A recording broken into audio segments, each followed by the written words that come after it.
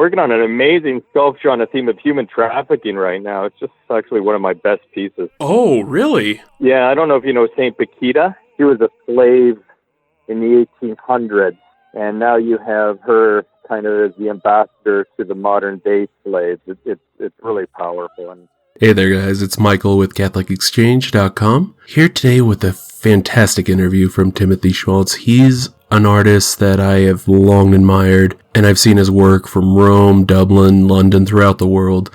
And he's probably in your neighborhood, so you should seek him out. As you can hear from that interview, and that was like right after I hit record, but as you can hear from it, he's a very excited individual. He loves to share his faith and how his faith affects his art. And that for me is the best opening to this series. This is a series of Catholic creatives coming to you to talk about how they create the works of art they do. This week, it's Timothy Schmalz. To give you a preview of next week, we'll be talking with a sci-fi Catholic author who shares his faith and how he's managed to even hit Publishers Weekly with his work. So stay tuned for that, but with more, here's Timothy Schmalz. Listen to the end and I'll give you some links and where to follow him. That's amazing, and I won't lie, I just actually started hitting record because there's a couple things.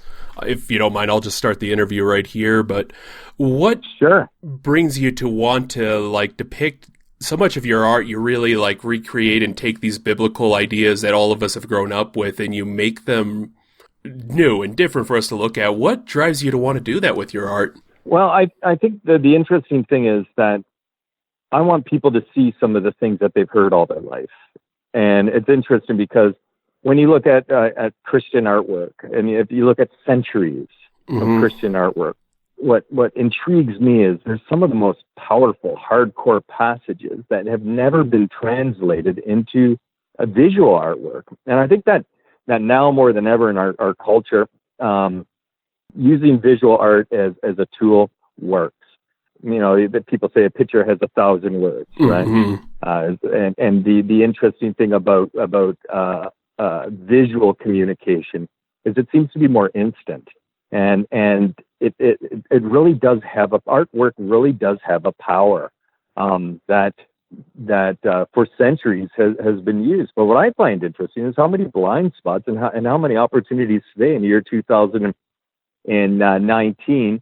How many opportunities there are today to actually express things that have very rarely ever been represented in artwork. I'm talking specific scriptural areas. And I think that with the history of Christian artwork, it was very much specific scenes that were common to be represented.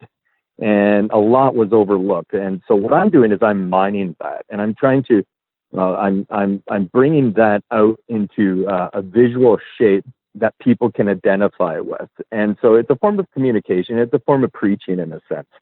And why do that? Well, because I think that with artwork, you need an epic subject matter to have an epic piece of artwork. If my interest is only to create the best sculpture, I would have to go with spiritual sculpture because that is an ingredient more important than bronze, more important than clay, because if you don't have that to start with, you're going to be really limited. I oftentimes think about if the Sistine Chapel ceiling was Picnic in Paris, it could be the same quality, the same skill with the brushes and the colors, but it would leave you flat. It's the subject. It's what is being represented, which holds the value.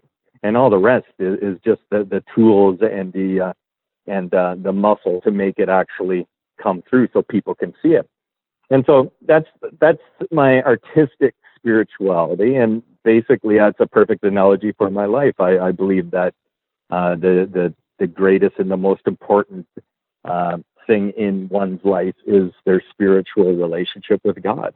And so it just, you put all that together, and it makes for a very interesting experience to create artwork like this, right? And also realizing that being a Catholic, realizing that we are being bombarded by negativity in our Western culture today. Oh, yeah. And it's just like, and we are being misrepresented. People that are mildly interested in Christianity or do not have a hatred for it, they will have a Mary had a little lamb viewpoint of Christianity often.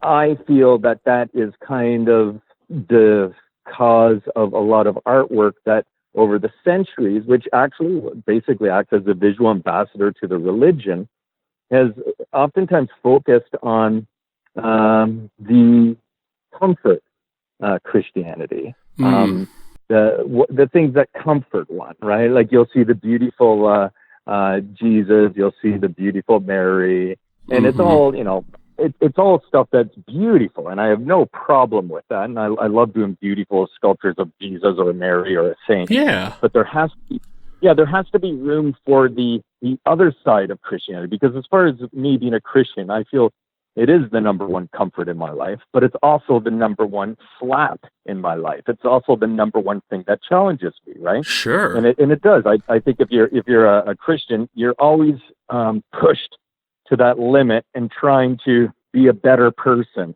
to be more like Christ. And that's a challenge that is epic. And I don't see that represented in the artwork very much, right? And so by bringing ideas that are showing the hardcore aspect of Christianity, I hope will make the cynical people, or the people that think that Christianity is kind of just cookies and cream, will make them look again and re-examine this, right? Certainly. And the last time you and I interviewed, we talked about how your artwork can be challenging, particularly with Homeless Jesus or some of the When I Was Naked statue and like that. You'll actually get some controversy, which always amuses me because I don't consider you a controversial artist, but I've seen protests for Homeless Jesus being out there because it's such a slap to us. Yeah, I think that the interesting thing about the shocking artwork, and people have described some of my sculptures as shocking. It's only as shocking as the Gospels or as the Scripture is shocking, and sometimes it is, right? Mm-hmm. And so it's interesting, and I think that if artists in general understand that the value of what they do, the value of what they create, is totally conditional on what they're actually sculpting, what they're actually representing. I think that they're going to have a great, amazing time. Like the first Christian sculptures I did, what I did was I created a very simple pieces, but the feeling I had was just absolutely amazing. Okay, yeah, it's absolutely fascinating how, for me, actually doing a sculpture, and the feelings that I have, the personal feelings I have, kind of acts as kind of a kind of a gauge, or an idea of hopefully what other people will feel from it. In a sense, I'm like a test taster on my own sculpture, and what I find is that the more important the subject matter you work with, the better the art piece is going to be. And that's giving a lot of praise to the idea of artwork, which oftentimes I think in our culture today is pushed in these, very white, austere galleries, which in fact very few people ever attend nowadays, that are making visual puns, that are making kind of trite comments on things. A lot of the modern artwork is talking about, well, it makes you see things differently, but what it's missing is substance. What it's missing is actual a function. And I do believe that artwork historically has had a function. It's always to serve something else. It's not just a visual pun. It's not just a big spoon, a gigantic spoon. Well, isn't that interesting? Right? I find it boring, and I think that one of the reasons why I guess I'm critical on my artwork is because there's a side of me that doesn't like artwork, that's bored by it. If I'm walking down a park and I see a portrait bust or a standing statue, I'll think that's boring. I'll just walk by it, or I'll give it around a second of my time, if that. And I know other people are the same way. And so what I want to do is realize that people really don't have a use for art in their life, to push it to get their attention, right? And to make something, to transgress what they're used to seeing. So they will stop and look at it. But I don't want them to look at anything. I want them to look at something spiritual, something else will get them closer to God, right? Absolutely. And so, how does your everyday spiritual life impact the art you create? 90% of the stuff I do is very spiritual, and it's right now. I don't know if you heard that first part of the conversation, but I was sculpting. I was listening to the King James Version for the last 4 years nonstop as I've been sculpting. I've been listening to Testament on repeat 4 years. I kid you not. Oh my I'm gosh! doing an experiment. I'm doing an experiment with myself. Have you been able to memorize key passages yet? Yeah, I eventually I'm going to start talking like a King James Bible. I'm not there yet, right? But the interesting thing is, I feel that if I bring that part, even that little part of my life, my ears, and if for years, if I just give them up to Scripture, that's a good experiment. I'll see what happens, right?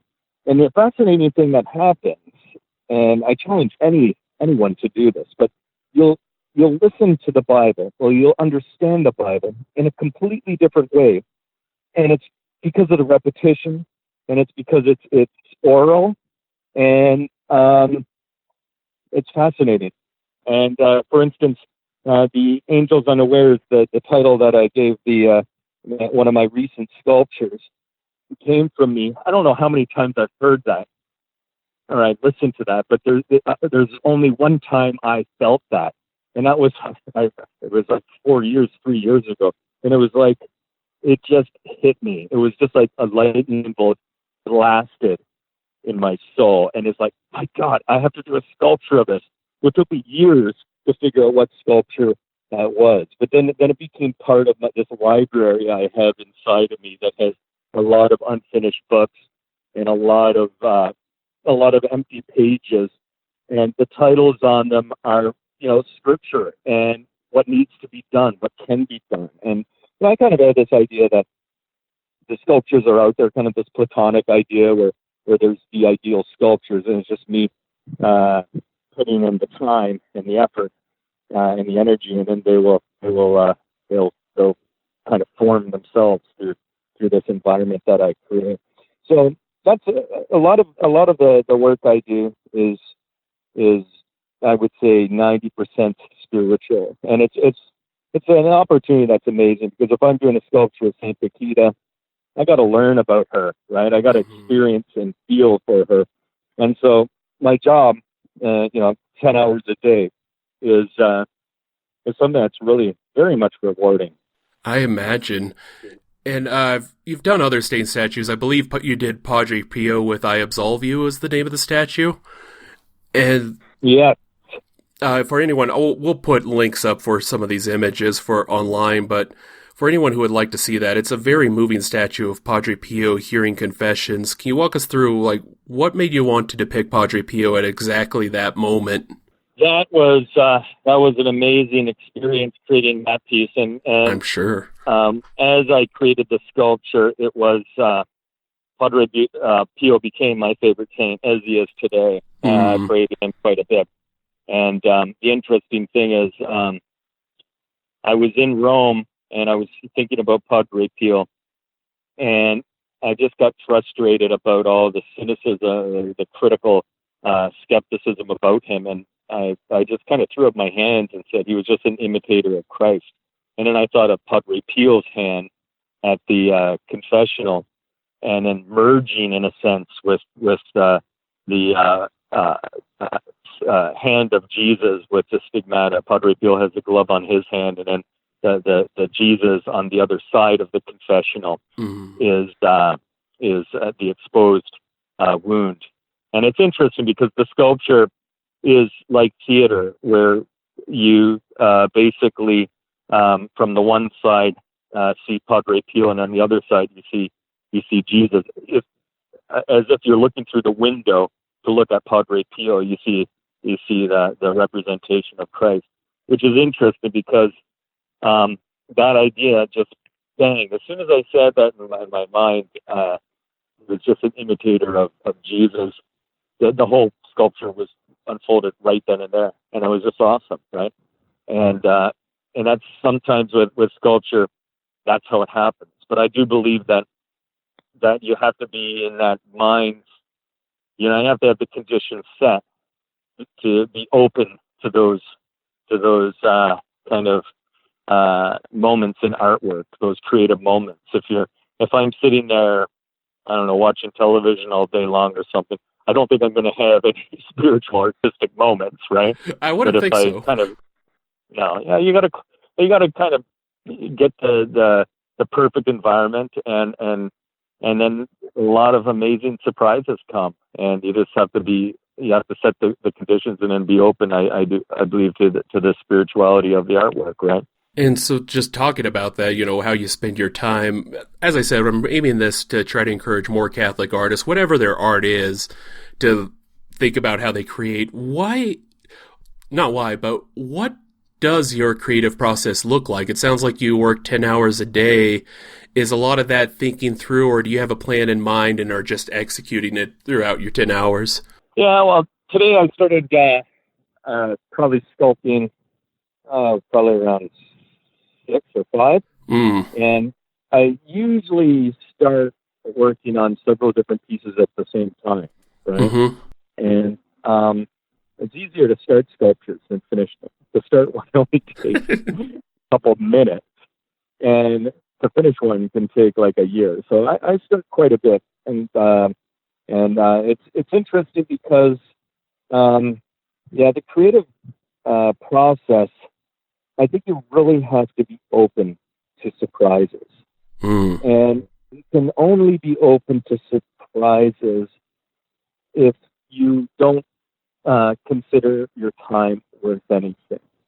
And in a sense, you have to devote your life to it, and you have to basically not count the hours. And because then if you would, it could just be very frustrating, right? Oh, sure. And so, but the currency of my time has to be so cheap, so I can spread it over so much material, and hopefully a beautiful plant will grow. And I don't know in what area of that field it might be. Sure. So you got to go through it, the whole field, and soil it all, and throw all the seeds down. And that takes a lot of time and a lot of energy. I first started sculpting obsessively when I was 19 years old, after I dropped out of Ontario College of Art, right? And now I'm 49, and throughout this whole period of time, it's been a lot of hours and a lot of discipline, right? I think for young people too, you have as far as artwork is concerned, and I presume like spiritual artwork is even more so in a sense. You'll have a lot of people that'll criticize you, and a lot of people that won't take you seriously. Sure. And the number one person will be yourself. And one of the things I did when I was in my early 20s is I started to log my time. And so every week I would actually have a logbook, and I would mark down those hours I did that day. And why? Because I'm taking it serious, right? Mm-hmm. People will get a job, a young person will get a job at McDonald's, and they'll consider that more important. They won't miss, they won't just sleep in for McDonald's, but for themselves, for spiritual development and artwork, well, they'll miss that. That's not worth anything, right? Mm-hmm. That's like TV watching, right? Oh, and I think our whole culture is not only against artwork, but also spirituality. It's almost you have two strikes that the world will kind of not take you seriously. So the first thing I think that you have to do as a young artist is take yourself totally serious. Mark down your hours. Those are more important hours. They're the most important hours that you can give, whether it be reading St. Thomas Aquinas or actually doing a sculpture of Jesus, right? Mm-hmm. But it's basically considering that work and as important, and perhaps more important than working at a Burger King at a young age, right? And then once you start marking down your time, you'll begin to not only see how little time you're spending doing what you should be doing, that's, your creative art and your spirituality, but also you'll get more confidence and you'll build on that. And then you'll have the mentality that, hey, this is important, and it will rub off on other people. People will say, oh no, he's doing artwork right now, or she's working on a project right now.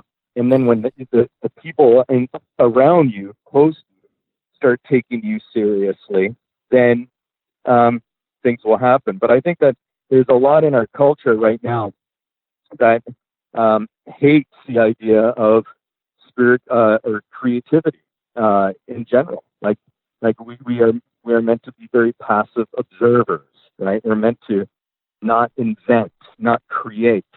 And I think that that's one thing that Christians need to really do more of. They need to do more creating. They can't just be passive observers, right?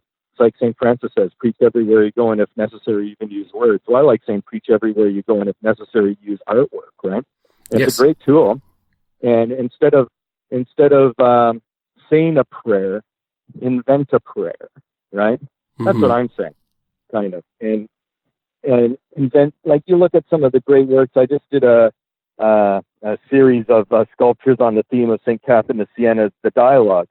It's just so amazing. Oh. The creativity there, the imagery there. It's just, I could spend my whole life just pulling stuff from the dialogues, right? But there I find this is just amazing. We gotta have Christians creating and inventing and doing fabulous stuff. It's just really endless what you can do when you get right into it. Eh? Absolutely. And what called you specifically to want to do spiritual art? That is very interesting because I had a conversion when I was 17, and it was an amazing experience. But it was only till I was like 19, and I left Ontario College of Art. And I almost left the whole idea of doing artwork because I was so disenchanted by the crap they were presenting. It was like, listen, I'll give you the perfect example of when I was 19. I was trying to follow in the footsteps of people like Andy Warhol, Jackson Pollock, Marcel Duchamp, these artists that would believe that anything new is art and anything that's old is not art. So that's where you have the shock art, where you have splatter paintings or paints just thrown on a canvas. Eventually you have paintings that are just one color, right? You have people nowadays that are taking this, what they call innovation and shocking, and bringing it to its extreme. Like, ironically, it's all looking the same, right? And I was in this swamp of this world at the art schools where they were pushing this idea that innovation is important and forget about Michelangelo. And I said, hey, wait a minute, I like Michelangelo, right? And in fact, he's one of the reasons why I wanted to be an artist. Sure. And then I began to realize what we talked about before is that, you can't look at a Michelangelo sculpture or a painting authentically without thinking about what he was actually representing. And I realized that all of my favorite artists were the Christian artists. And then I thought, well, isn't there something about that artwork should serve something, right? I realized that in my life a couple years earlier. And then I realized and then I had this artistic conversion in a sense, where I started doing this with my artwork. And the feeling I got, quite frankly, was just amazing. I just felt so happy. And then I started researching more and more about the saints. And then I got, really excited about these people, right? Yeah. The interesting thing is that it was kind of new to me because I didn't do very much. I'd be reading philosophy when I was in my teens, Plato's Republic and things like that, but I never started reading the saints and the theology. And then I started, let's think about this sculpture. Let's think about doing St. Augustine. Well, what did he do, right? And so it gets involved in it. So it really was kind of artwork was a gateway or an invitation to learn more about these amazing saints, right? And so things just continued since I was in my early 20s till now. And I just feel the fascinating thing is I just feel at the age of 49 that I've begun. And I think the reason is because I have an understanding that the Bible has so much to offer. It has so much that has been untapped yet, right? It's just like amazing. And, you think about it, Christianity 2,000 years old. How many artists, how many people, how many sculptors have done representations of Jesus? But yet, even today, there's ways that Christ can be represented that are amazing, and I think that's it's kind of elucidating the idea that Christianity has so much. It's unending well, It's the most amazing thing, and so to do artwork on that is a challenge. It's exciting, and I know that there's so much more that can come, and so. That's about it with my belief on Christian artwork. I do other art pieces. Yes. I do some of the largest bronze public sculptures in Canada, actually. But to be quite honest, I always try to pull them into something spiritual. And what I also like to do is, like Kierkegaard said, is to use artwork as an invitation to something spiritual. And so if I do a secular piece, I'm actually just finished a 27 bronze piece on the idea of how technology is becoming obsessive with us. And when people look at that, they're going to be blown away. Huh. And then they're going to say, hey, what else did this artist do? Right? And then they're going to check out my artwork that's close to my heart. And so it's kind of a way that if I can show other people, yeah, I can do the secular stuff, right? And then they're gonna say, oh, well, let's maybe if you can do the most amazing public sculpture here, that gives me street cred when it comes to looking at my other stuff, right? A lot of times people think that anything Christian is just uncreative people, right? So I'm trying to say that, hey, look, I can play your game.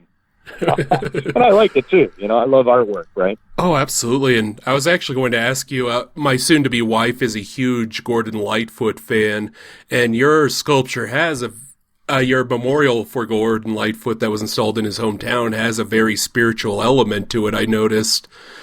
I wasn't sure if that was based off any particular song of his or anything like that, but I do see, even in Gordon Lightfoot, of this sense of a sense of wanting to belong and be with whatever it is he's looking for. Yeah, the Gordon Lightfoot piece, I love the guy. I grew up as a teenager listening to his stuff, and I thought that wouldn't it be great to actually have a sculpture that will kind of bring people to learn about this amazing folk singer, right? Is a poet in his own right, just an amazing man, and to create it's actually a growing sculpture garden in his hometown in Aurelia. To have him basically at the unveiling of the piece, it was almost kind of surreal in a sense, working on this piece and then showing it to him personally, right? So, that must have been nerve-wracking. I was so in love with his music. I still am, right? The day was beautiful. It was like an autumn day similar to today. And the location in Aurelia, it's just one of the most beautiful places in Canada. And I was just so happy, And so I love doing pieces also. But even that one there, the Gordon Lightfoot, it has a function, right? It's showing people who this folk singer is, right? And still has a function, right?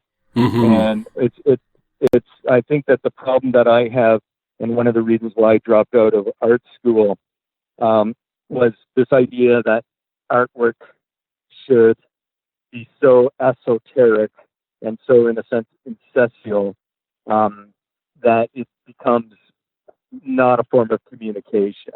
It becomes something else, right? And it's interesting because I think about some of the philosophers, like I believe it was Nietzsche, who said that all artwork is moral except for art's sake, which is amoral. And if you think about what artwork is reflecting now, you could say it's our society, and our society is in miserable shape, right? A little.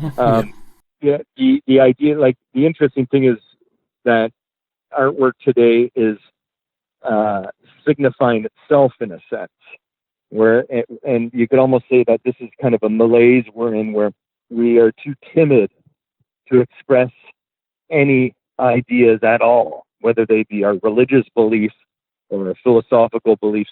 So and the same thing has actually happened in philosophy. They say after World War II, big ideas in philosophy really went out of style with communism and fascism. So philosophers came into, looking at, how many, whatever pins could be in the, completely very parochial projects that are not the big picture, right? Like, and the same with artwork is they're doing these little puns on visual things. They're putting a big spider in the center of a city. Like, what the hell does that mean? Right?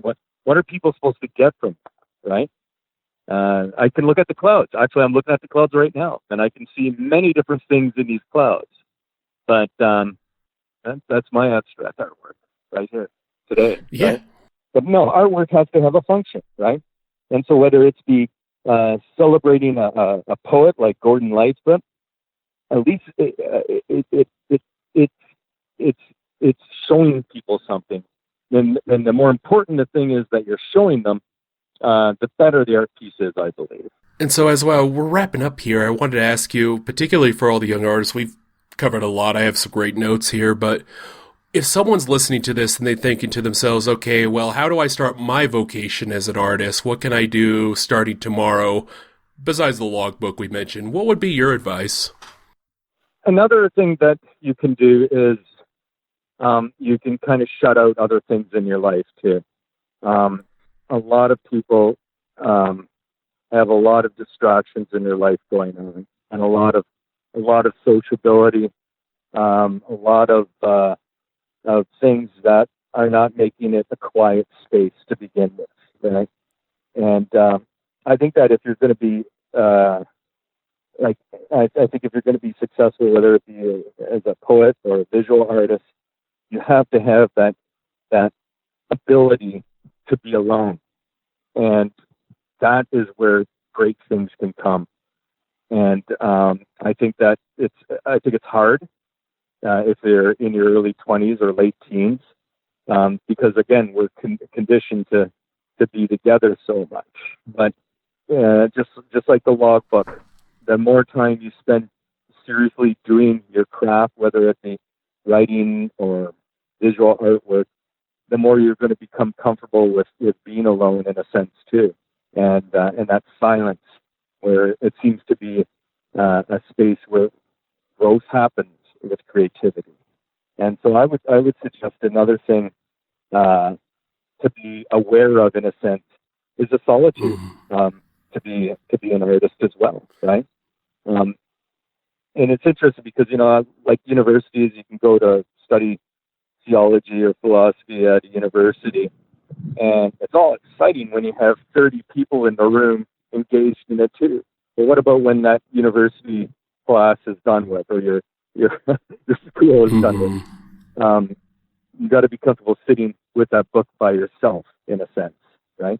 And I think that is the way you develop strength, in a sense. You pass the test, in a sense, if you can do it by yourself.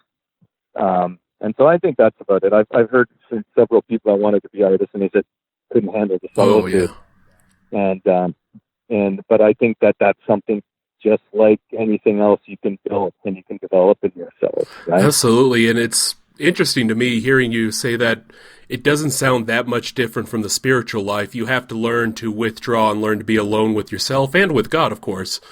But it's exceedingly difficult. It's one I've been trying to practice for years. So yeah, very difficult. Yeah, it's fascinating, the idea of creativity and spirituality, and I think how they're linked into. And it's interesting because I was doing a set of Stations of the Cross, and I really felt I was doing the Stations of the Cross in a very exciting way, because I was actually creating. I was saying, how does Pontius Pilate look here? And I was inventing, but it was exciting. I thought, this is a form of prayer here. And why consider prayer just as something passive, right? Like the quote I gave of St. Francis of Assisi is really cool. Your prayer can be actually taking some food and going out on a busy street and finding homeless people and giving them food, right? That's your prayer for that day, right? And I think prayer, what I like about, or what I've been thinking about my artwork, is it is prayer, right? And to broaden your ideas about what prayer is, that it's not necessarily, it has to be done in a church, and it doesn't have to be with your hands clasping one another. It can be getting a bag of food and going out there. And maybe that's needed more than our conventional prayer on some levels at some times for one's own development of their spirituality. Yes. Right? And likewise with artwork. And invent, right? Instead of reading a book, and write a book, right? And people are afraid of that. And I know it's a very intimidating thing. And one of the things is it's solitary. And so, you can say to your girlfriend, or you can say to your friend, let's go out and watch a movie, or let's go to the game, right? But when you say, let's write a poem, let's write let's think of a new set of spiritual exercises we can do, right? Or let's create a painting of Mary. That's stuff you do by yourself. Yeah. You know what I mean? Not really any other way to do it. And to wrap us up, I didn't get to hit the record button, but you're working on a new project that's taking up a lot of your time, and it sounds like it's going to be a very massive, beautiful piece about human trafficking. Can you tell us just a little bit, give us a sneak peek? It is an amazing sculpture. I'm just outside of my studio right now where my phone reception's better. I'll be going back in and working on it. But I was talking to some people in Rome about Saint Paquita and about how Pope Francis is really trying to make people aware of human trafficking. And so I got back from Rome and I started working on some designs. And it was interesting because the first design I was working on, I threw out after weeks of working on it.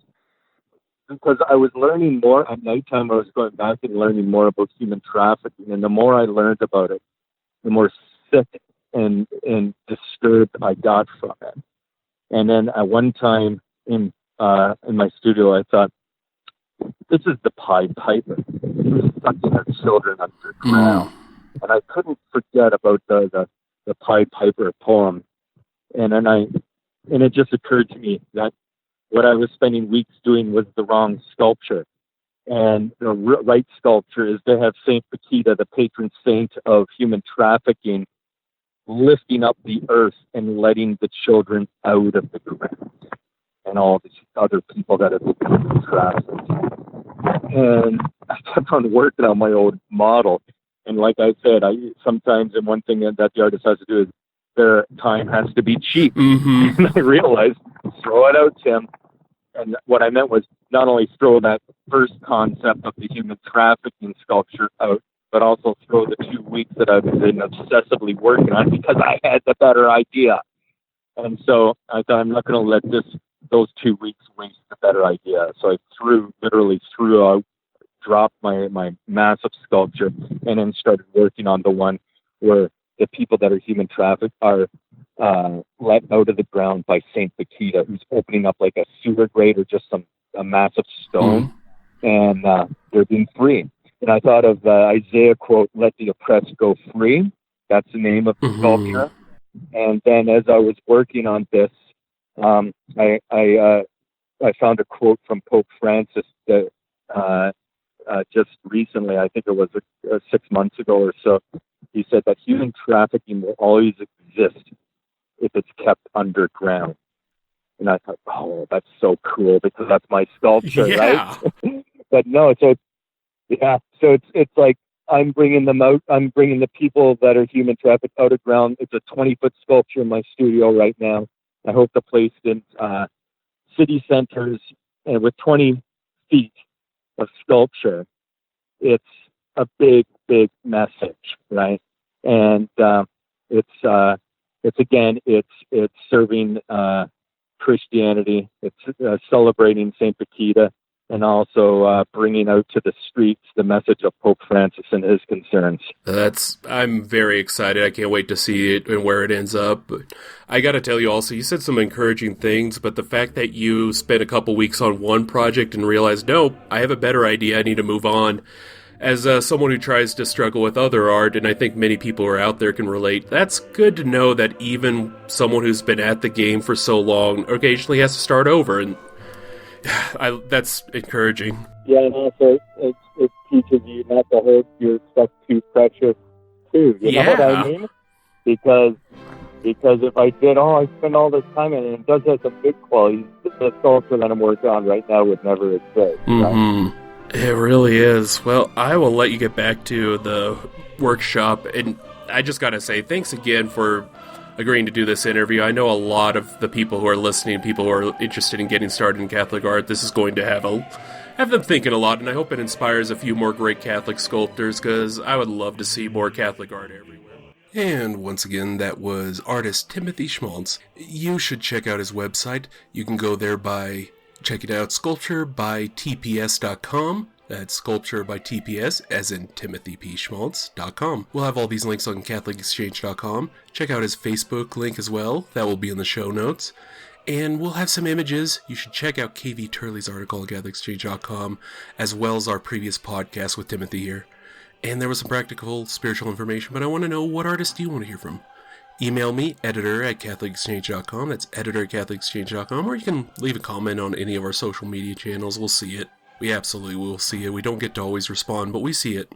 And let us know, is there an artist you want us to cover, someone you would like to hear from? How do they create? How do they work? Let us know. Editor@CatholicExchange.com.